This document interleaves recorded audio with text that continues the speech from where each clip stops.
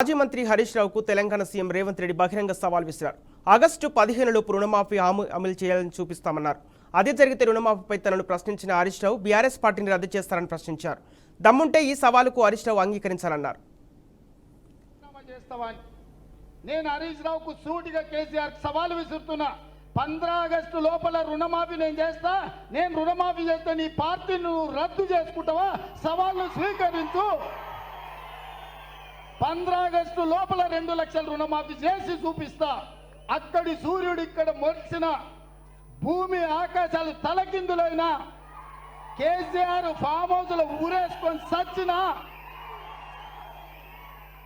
15 August లోపల రైతులకు 2 లక్షల రుణమాఫీ చేస్తా. చేసిన మరుక్షణమే నీ పార్టీని నువ్వు రద్దు చేసుకుంటావా? నా సవాల్ను స్వీకరించు హరీష్ రావు. పోయి నీ మామని అడుగు. నేను మాట ఇస్తే ఎట్లుంటానో తెలుస్తుంది. నీ మామకు తెలుసు నీకంటే ఎక్కువ. సేవలాల్ సాక్షిగా, బావోజీ సాక్షిగా నేను మాట ఇస్తున్నా.